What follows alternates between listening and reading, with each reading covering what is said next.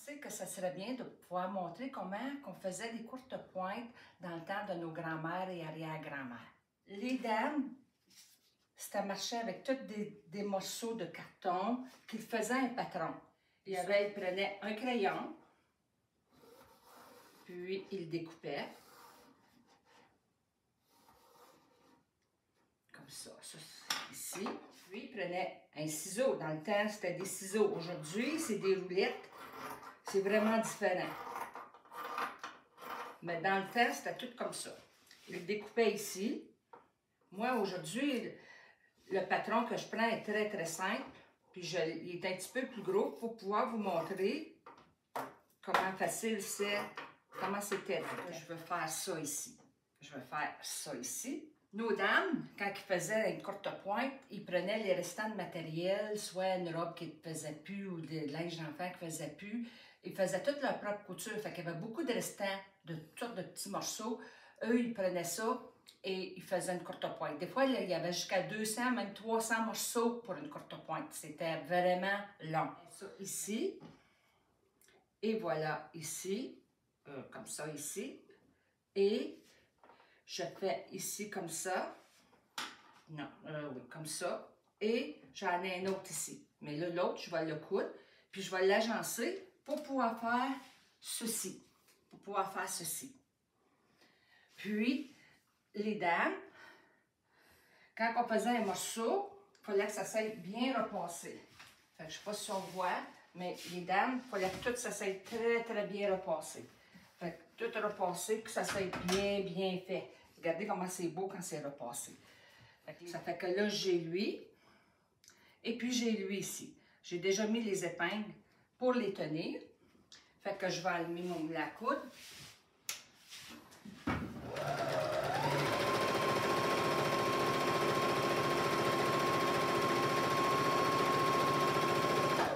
C'est le quatrième que je vais repasser. Là, je vais repasser ici pour que ça soit vraiment bien, bien fait. Que ça soit vraiment bien fait. Là, ici, on a mis nos morceaux comme ça. Nos morceaux comme ça ici. J'ai un morceau comme ça. Et puis, j'ai un morceau comme ça. Et voilà. Fait que là, ici, je prends ce morceau-là ici comme ça. Et voilà. Pour le coudre.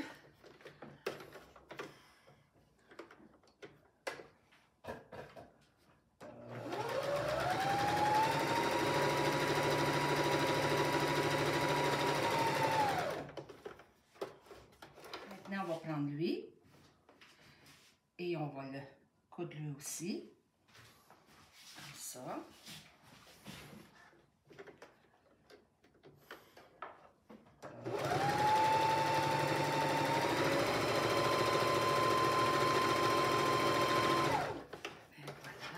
Maintenant, on les assemble, les deux morceaux, pour faire ceux qui sont vraiment alignés. Moi, je fais toujours, je mets une épingle, je fais ceux qui sont très, très bien alignés, qui sont vraiment bien faits, comme ça et comme ça.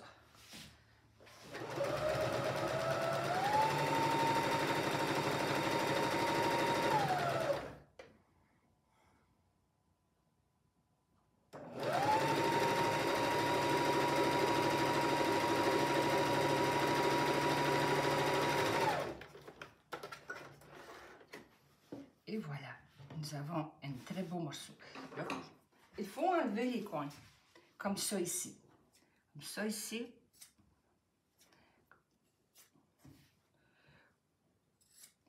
Maintenant, nous allons le repasser comme il faut.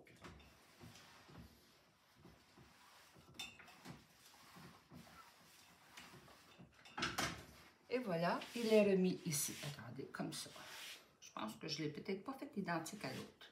Non, je ne l'ai pas fait identique. Vous voyez à quel point il faut prendre attention.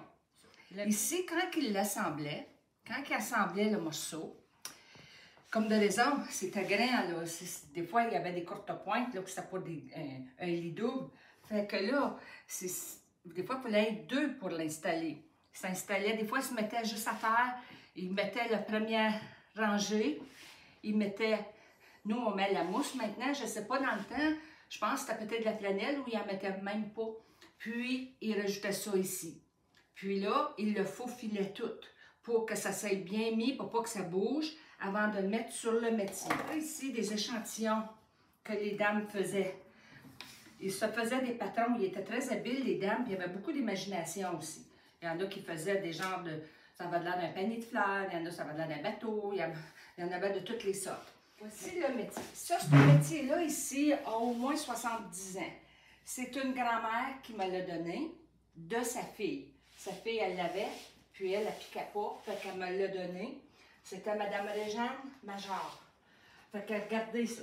Ici, là, les pôles, là, j'ai pris la plus petite pour le projet. Mais en général, j'ai des pôles pour les doubles et j'ai les pôles pour les grands lits. C'est beaucoup. La manière dont ça fonctionne, celui-là ici, c'est par roulette. On peut le détacher comme ça, comme ça, comme ça. Oups, je vais enlever le dé. Et puis, au fur et à mesure qu'on pique, ça tourne. Vous voyez, ça tourne. Ça, c'était ingénieux de certaine façon. Je suis certaine que c'était peut-être qu'ils avaient impliqué leur mari à faire les métiers, parce que ça faisait partie de leur quotidien de faire des piquets dans le temps. Je ne sais pas si vous voyez, mais il y a des épingles ici. J'ai commencé. Piquer, il y a le dé. Ça, c'est le dé de ma mère. Malheureusement, moi, je ne suis pas capable de piquer avec un dé. Mais la majorité des piqueuses ont un dé.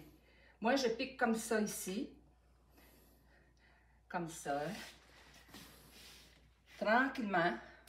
Pour faire un beau travail. Faut être minutieux quand on pique. Il ne faut pas que ça soit des gros points, il faut que ça soit des petits points. Comme ça ici. Ça, c'était... Moi, celui-là ici, c'est un piquage qui est droit. Mais il y a tellement de modèles. Puis juste vous donner un exemple. Tenez ici. Ce matériel-là a des designs dedans, des motifs. Fait que il y a des dames qui prenaient les motifs puis qui les piquaient. Puis ça faisait très, très, très joli. Moi, je suis en bidex, fait que je pique des deux mains. Tenez. Comme ça. C'est un avantage des fois. Fait que ça, c'est une façon de piquer. Comme je dis, c'est des heures de plaisir. Nos dames qui piquaient, pour moi, je pense que c'était un moment de détente. Il y avait la chance de s'asseoir.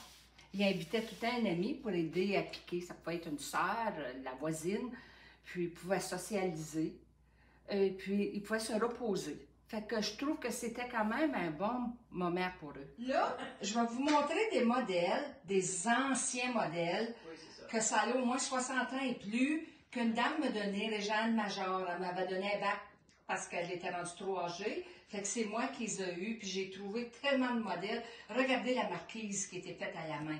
Ça, là, c'est une beauté incroyable. Ça, c'était tout à la main. Regardez l'Expo 67. Ça, là, ça a au moins 60 ans, ce morceau-là, ce modèle-là. Je crois que ça représentait peut-être le tournesol. Je sais, c'est très joli. J'ai un autre genre de bateau. Et puis ici, regardez ce modèle. Ça a été fait à la main, tout cousu à la main. Ça fait qu'il n'y avait peut-être même pas de moule à coudre dans le temps. Fait que, comme je vous dis, c'était vraiment des beaux modèles que les dames créaient. C'était eux qui créaient ces modèles-là. Fait que maintenant, je vais vous montrer des courtes pointes qui ont été faites dans ces temps-là par ces dames qui ont travaillé si fort. Madame Delima-Lalonde qui l'a fait, c'était la mère de Denise Ranger. Regardez si c'est joli. Je vais vous montrer près comment c'était fait. Il y a du travail là-dedans, beaucoup de travail. Regardez si c'est magnifique. Voici une autre belle courte pointe. Elle, ils l'ont tellement utilisée qu'elle commence à se défraîchir un peu. Mais ils l'ont tellement utilisée. C'est vraiment regardez les morceaux qu'il y a après. C'est à tout des restants d'un matériel. Tout d'un bout à l'autre. Ça, c'est le typique de couvre-pied que les femmes faisaient. Ce couvre-pied-là était fait par... Réjeanne, Desforges-le-Duc. Imaginez-vous. C'est très bien, hein? Ça, c'est vraiment un des couvre-pieds que je trouve qui ressemble beaucoup à nos arrière-grand-mères. Je vous présente une très belle courte pointe qui a été faite par les femmes de la municipalité de la Nation. Ce sont toutes des femmes qui ont travaillé à le monter. Il a été découpé, ça a été imprimé, ça a été cousu, ça a été piqué, ça a pris au-dessus, juste à un endroit, juste une section a pris 200 heures. Fait que ça vous donne une idée de quelle belle courte pointe, quel bel héritage nous avons ici pour les Franco-Ontariens. Voici une très belle courte pointe qui a été faite par Estelle Charlebois et ses sœurs. Ils l'ont donné, c'est Diane Proulx qui l'a maintenant. Regardez comment c'est joli. Magnifique. Regardez comment ça a été piqué. Ça a été piqué comme ça, là, pensez les heures que ça a pris. C'est magnifique. Voici une autre courte pointe qui a été faite par Lorraine Leroux. Ça a été fait, elle avait 17 ans. Ça fait 57 ans de ça. Regardez comment c'est joli.